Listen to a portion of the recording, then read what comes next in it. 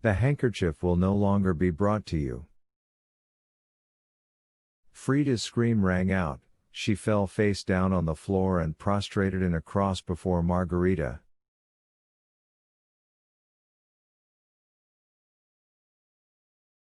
Woland waved his hand and Frida vanished from sight.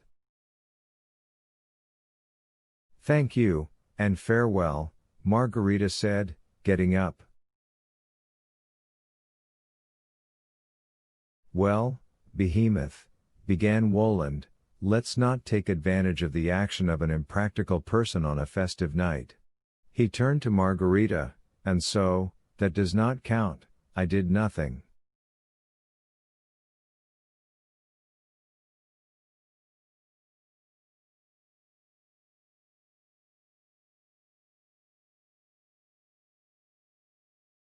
"What do you want for yourself?" Silence ensued, interrupted by Koroviev, who started whispering in Margarita's ear.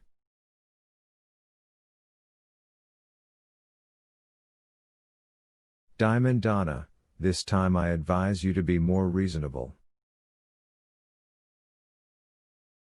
Or else fortune may slip away. I want my beloved master to be returned to me right now, this second," said Margarita, and her face was contorted by a spasm.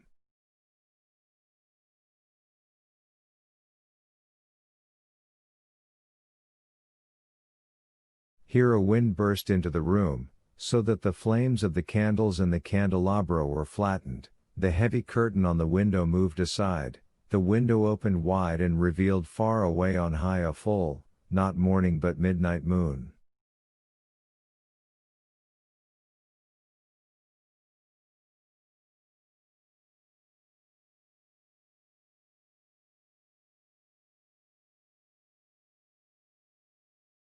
A greenish kerchief of night light fell from the window-sill to the floor, and in it appeared Ivanushka's night visitor, who called himself a master.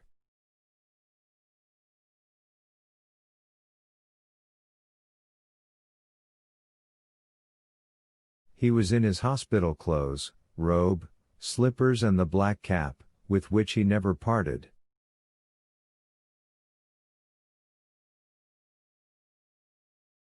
His unshaven face twitched in a grimace, he glanced sidelong with a crazy amorousness at the lights of the candles, and the torrent of moonlight seethed around him.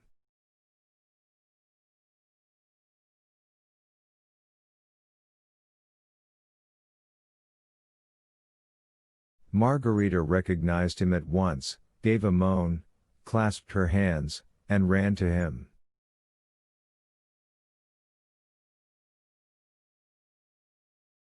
She kissed him on the forehead, on the lips, pressed herself to his stubbly cheek, and her long held back tears now streamed down her face.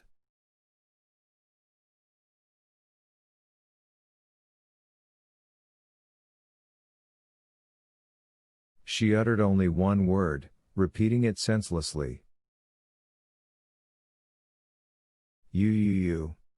The master held her away from him and said in a hollow voice.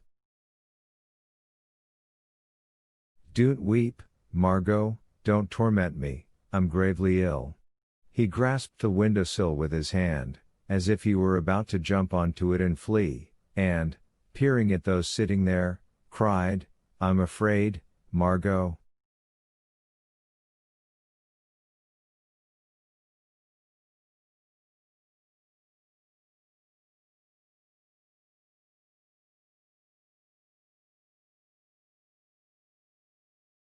My hallucinations are beginning again. Sobs stifled Margarita, she whispered, choking on the words.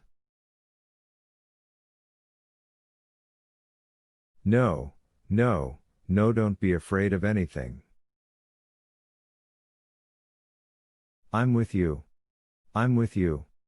Koroviev deftly and inconspicuously pushed a chair towards the master, and he sank into it, while Margarita threw herself on her knees, pressed herself to the sick man's side, and so grew quiet.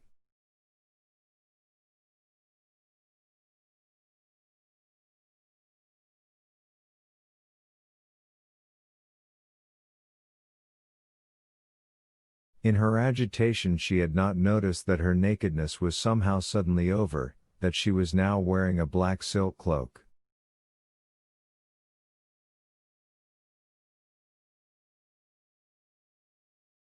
The sick man hung his head and began looking down with gloomy, sick eyes. Yes, Woland began after a silence, they did a good job on him. He ordered Koroviev, "Knight, give this man something to drink."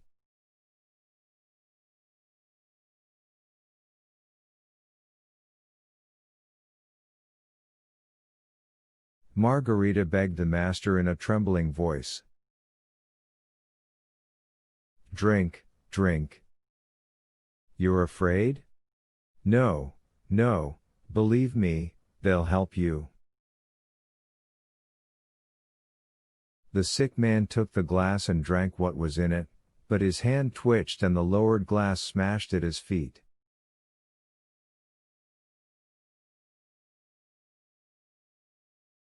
"It's good luck, good luck," Koroviev whispered to Margarita. "Look, he's already coming to himself."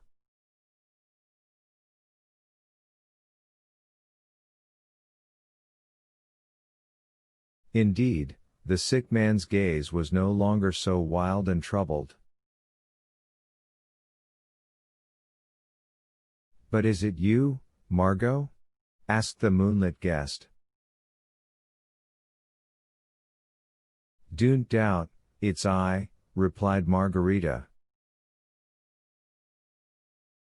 "More," ordered Woland. After the master emptied the second glass, his eyes became alive and intelligent. "Well, there, that's something else again," said Woland, narrowing his eyes. "Now let's talk."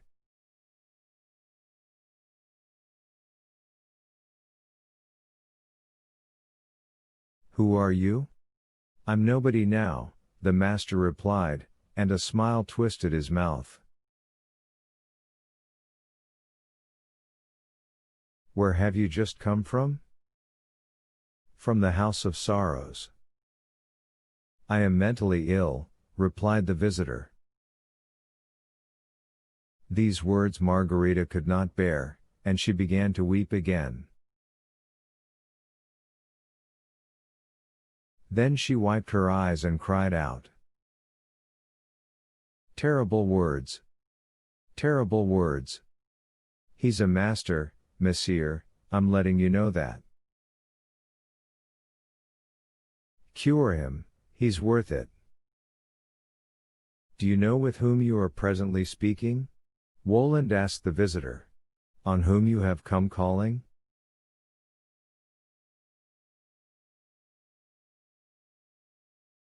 "I do," replied the master, "my neighbor in the madhouse was that boy, Ivan Homeless."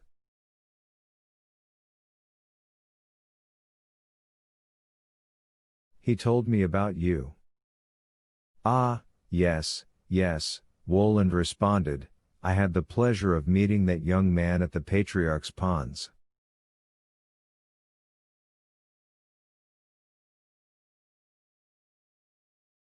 "He almost drove me mad myself, proving to me that I don't exist." "But you do believe that it is really I?" "I must believe," said the visitor, "though, of course, it would be much more comforting to consider you the product of a hallucination."